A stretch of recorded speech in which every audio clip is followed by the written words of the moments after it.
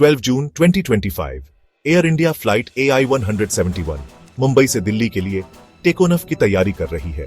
Passengers बैठ गए हैं, क्रू चेक रूटीन है, सब कुछ नॉर्मल लग रहा है। बोइंग 777 स्मूथली ऊपर उठता है, क्रूजिंग एल्टीट्यूड की ओर चढ़ता है। अचानक एक जोरदार झटका प्लेन को हिला देता है। प्लेन तेजी से एल्टीट्यूड खोने लगता है और केबिन में अफरा तफरी मच जाती है। ऑक्सीजन मास्क गिरते हैं, दहशत फैल जाती है। पायलट कंट्रोल पाने के लिए संघर्ष करते हैं, लेकिन प्लेन अनकंट्रोलेबल तरीके से नीचे उतरता है। जमीन पर लोग डर से देखते हैं क्योंकि प्लेन धुआं छोड़ते हुए खतरनाक तरीके से नीचे उड़ रहा है। कुछ ही देर बाद यह अहमदाबाद के पास एक रिहायशी इलाके में क्रैश हो जाता है और आग की लपटों में घिर जाता है।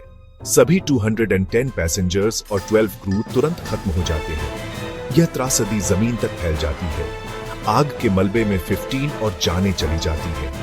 देश सदमे और दुख में डूब जाता है।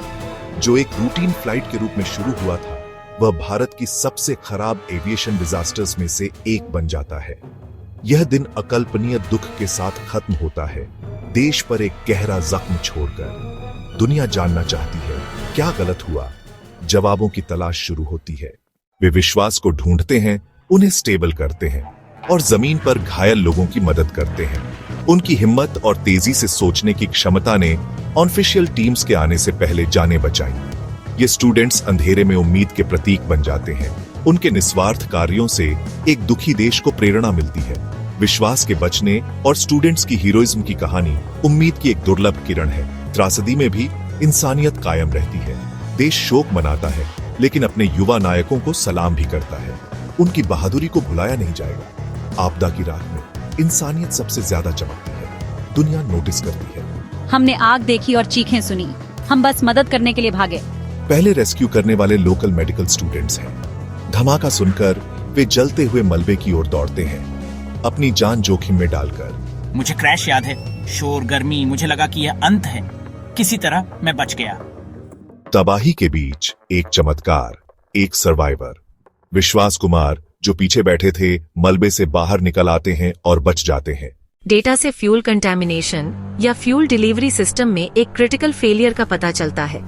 इंजन के बंद होने से कुछ पल पहले असामान्य फ्यूल फ्लो रीडिंग पर ध्यान केंद्रित किया जाता है। ब्लैक बॉक्स वह कहानी बताता है जो क्रू नहीं बता सकता। यह इन्वेस्टिगेटर्स के लिए महत्वपूर्ण क्लूज देता है। त्रासदी के पीछे की सच्चाई सामने आने लगती है। देश जवाबों का इंतजार कर रहा है। इन्वेस्टिगेशन तेज हो जाती है। दुनिया देख रही है। कॉकपिट वॉइस रिकॉर्डर पायलटों के डेस्परेट प्रयासों को कैप्चर करता है।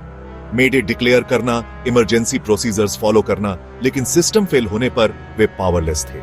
ड्यूल इंजन फेलियर लगभग अनसुना है। यह एक सिंगल फॉल्ट से कहीं बड़ा था। देश जवाब मांगता है। इन्वेस्टिगेटर्स मलबे से ब्लैक बॉक्स निकालते हैं। ये डिवाइसेस AI-171 के आखिरी पलों को रिकॉर्ड करती है।